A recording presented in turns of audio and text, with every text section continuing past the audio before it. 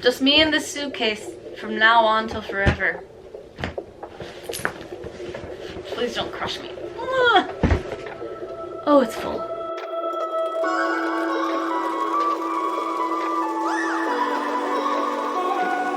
Alright, so today I'm going to be answering questions that nobody asked. It's an FAQ. Today is June 25th, and I will be leaving in about a week on August 2nd. My whole life revolves around these suitcases these days, and it's... yeah, wow, it's kind of surreal actually. I'm leaving in a week. Holy crap. Shit. Holy shit. I think maybe the first question I would want to address or answer that maybe some people have is why I decided to teach in Korea or go abroad to teach in general. I graduated this year from university with a degree in foreign affairs, but around the time I graduated I realized that I didn't really want to go work for the government and do that kind of stuff. So I, didn't really know what I wanted to do, but I was aware that this opportunity to go abroad and still work but also experience a new culture was out there. So when I was considering where I could possibly go to work, I thought about where I could see myself living and where I would want to live if I could go anywhere. I wanted to really live in a very big, new, exciting city where like a lot's going on. And I thought that just like Seoul would be like a good fit. Because I'm so young, it would be a good time to, wow, so young. Wow, so young. This time in my life would be a good opportunity for me to just like leave and figure out what I'm gonna do with my life, what I want to do with my life, who I am, what I'm doing, and hopefully, figure out what the next step is. So I think it's gonna be a great opportunity for me to learn and grow as a person, really like figure out life on my own. As far as the process goes, I started looking at doing this sort of job, teaching abroad, when I was in my final month or so of school, so that's around May, late April, early May. And I, did a lot of research into the different options that there were. I, went and researched places, academies where I could work and try to like look at their websites and see how they were hiring, but it's just very difficult if you're not fluent or have a really good grasp of how the whole entire thing works. So I eventually settled on using an agency. So there's a lot of agencies out there that provide you with information and job opportunities that you probably wouldn't be able to find otherwise. So what I did was I looked at a few of them, and a lot of them are like, this is what we want. Some of them want for you to have a teaching certification, and others are like, oh, we'll take anybody. So you just gotta look through the websites, and the one that I found fit me best was Flying Cows. It's a company based out of the UK that matches you up with schools from all around the world. So I think Korea is one of their biggest countries that they work to put foreign teachers in, but I know there's also, I think, Vietnam and China, as well as some other places. So the first step was to fill out like a bio kind of and submit it into the website, so that way you as a candidate are in their database. So I filled out the information about myself, what I was looking for, do I want to work in a big city, what ages do I want to work with, stuff like that. Do I have experience teaching? If so, what is it? Just information about yourself. And then I submitted that, and I wasn't really expecting much. I was like, oh great, because I put a lot of just information out there in that first month on various websites, and I was just like, this is me, I'm interested. But sometimes it just goes into the void. But luckily for me, someone came and contacted me in return about 2 days later, and she worked at the UK head offices, and she set up a Skype conversation for me to find out more about why I wanted to work in Korea and what I wanted from the entire experience, just so she could understand, I guess, a little bit better about me. It was just a preliminary talk. After that conversation that we had, she put me in contact with an agent from the Korean offices, and his name is Cho. And then after that, Cho and I would email, and he would talk to me about how my documents were coming. He would send me job updates, like, oh, are you interested in this position?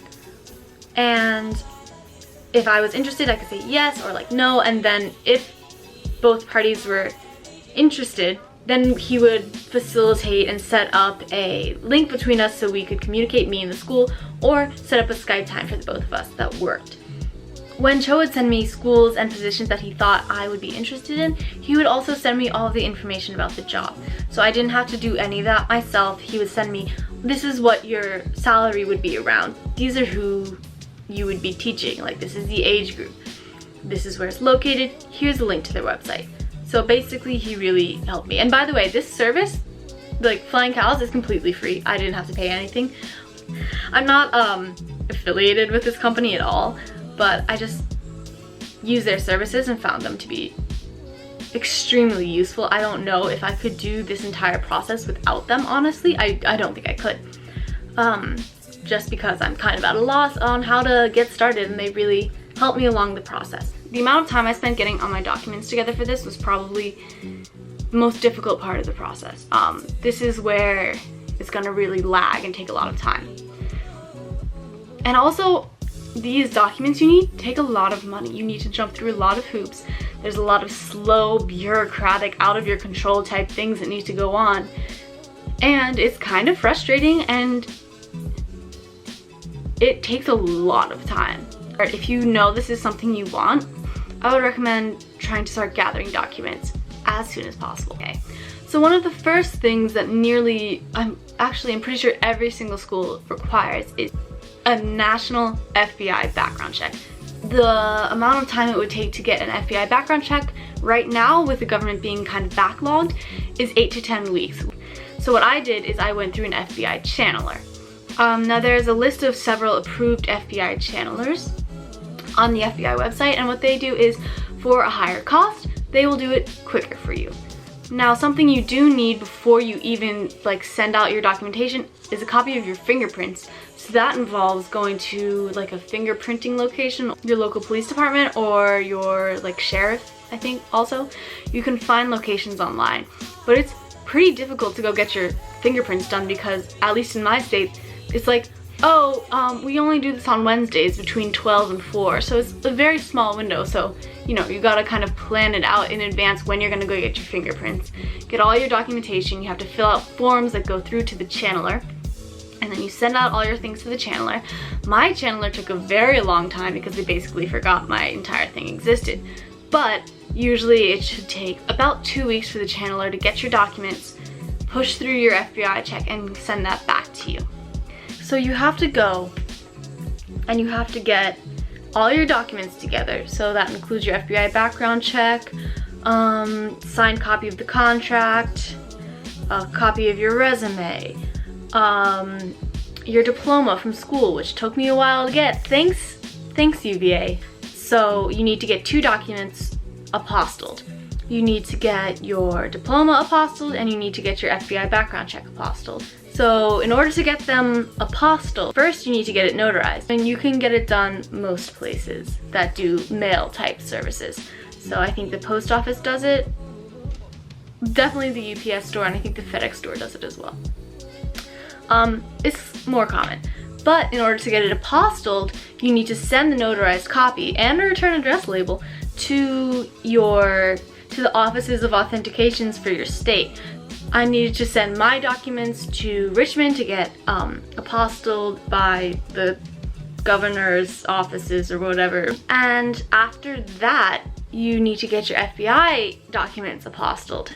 If you get it done through a channeler, it comes back to you already notarized, but you do need to get it apostilled. Now, you can either send it in to get apostilled at the offices of authentications, and apparently that takes a month or something to get all processed, even though they say it takes 12 business days.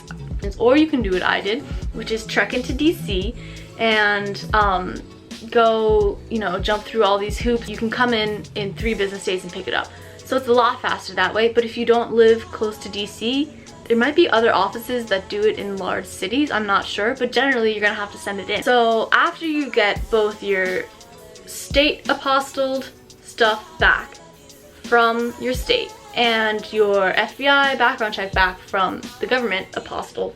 Just you need to have everything that you'll ever need in life in this little thing. Get it sent off to Korea. That cost me about $70. I think it was at the FedEx office store I sent it. So after they get it, I guess, approved and worked through the government in Korea, they send you back a visa, like maybe like a visa, like a number to prove that it went through the visa processes in Korea. After that, you have to go to your local friendly Korean embassy or a specific branch because, oh my god, okay, listen to me. I went to like the consulate and then she told me I was in the wrong place, and then I went to the embassy and she told me I was in the wrong place, so I went down to a different embassy consulate special thing in DC, and it was just, I say research it first. Please research it first. Every office has a different set of rules for what they need for you to get a visa, and it's just a nightmare. So be sure you're prepared to go through all of the hoops you need to jump through to get this visa. And it costs like $45. And you can either do that in person or you can mail it in, but you have to apply specially to mail it in. I mailed mine in because I went to the office after hours and basically like cried at them because I was just, they took pity on me basically, so they let me mail it in. You have to give them your passport as well as a photocopy of your passport, I'm pretty sure. And then at the end of it all, they will send you back your passport with a kind of like a sticker, and then that is your visa information. So that's basically it for documentation. How are you getting to Korea and where are you gonna live? So part of my favorite benefits of having this job in Korea is my employer pays for my plane ticket and my apartment. So in my contract, they have stipulated that they will pay for my plane ticket. They also provide you with accommodations, a studio apartment, which is very small, but that's all you really need. It has like, it's semi-furnished apartment. And so in my interview, I asked about where I would be living because I know where my school is located, but I don't know if I'm going to be living like in that same area. And they told me that they would be getting me an apartment within a 5 to 10 minute walk to my school, so that's really nice. You have the opportunity to get health insurance benefits. There's different health insurance plans you can pick, or there were for me, but that's one of the benefits you get with this sort of job. And they also pay for my, what do they pay for? They pay for the majority of the utilities for my apartment, and I think I only am in charge of the internet. So getting a job at one of these schools also takes care of some of the concerns that you might have, like, oh my god, I'm just in a foreign country, how am I supposed to find myself a house? How am I supposed to get insurance? Like, the people at the school will help you through this process if they've already done it before, so that's just one of the better benefits of taking this route and getting this sort of job, is that they really give you everything, or the majority of things you need to live a successful life. So I think that's everything about the process, how I got my job. The video's probably really long, and I'm sorry. Hopefully this lays out what you need to do because it can be kind of confusing. Now it's only a matter of leaving in a week. I'm leaving from Dulles International, going to JFK, and then from JFK going to Seoul. I think that's everything. That hopefully answers some questions for people who want to do a similar thing. And so thank you for watching. See you later.